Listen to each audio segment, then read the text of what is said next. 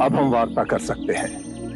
कृपा करें, आप दुख के संबंध में कुछ कह रहे थे। क्या आप ये मानते हैं कि दुख सत्य है? क्या आप ये भी मानते हैं कि दुख के कारण भी है? हाँ। यदि कारण है तो दुख तो रहेगा, और यदि कारण ही समाप्त हो जाए तो दुख भी लुप्त हो जाएगा, जैसे सूर्य के प्रकाश से अंधेरा। आप सुनी सुनाई बातें नहीं कहते, अपने गहन अनुभव के आधार पर कहते हैं। आप धर्म और सिद्धांत की नहीं, देखी हुई बातें कहते हैं। आपने कहा कि मुक्ति का मार्ग है अपने विवेक को जगाना और गूढ़ ध्यान में लिप्त हो जाना, जिससे मनुष्य स्वयं को और इस संसार को भली भांति समझ सकता है। परंतु एक प्रश्न है, ये जो सारी विधियां हैं, रीतियां हैं, पूजा पाठ हैं, क्या ये सब व्यर्थ है?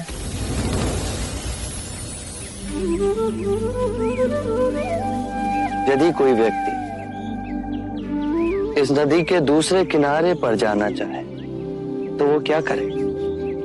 यदि जल गहरा नहीं है तो वो चलकर जा सकता है, और यदि जल गहरा है तो वो नाव की सहायता से जा सकता है या स्वयं तैरकर जा सकता है। यदि वो चलना ना चाहे और ना ही तैरने को तैयार हो और ना ही नाव ले जाने को तैयार हो, और वो कहे कि मैं प्रार्थना करता हूं इस नदी का दूसरा किनारा स्वयं चलकर मेरे पास आ जाए, तब तो ऐसे व्यक्ति को मूर्ख कहेंगे, महामूर्ख।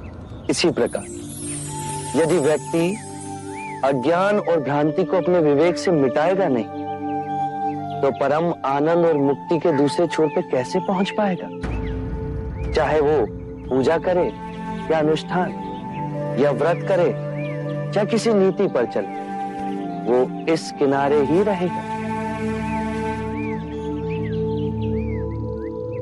हमने सारे शास्त्रों को पढ़ा, उन पर व्याख्या की, परंतु जीवन के इतने जटिल सत्य को इतनी सरलता से किसी ने नहीं समझाया, किसी ने नहीं समझाया।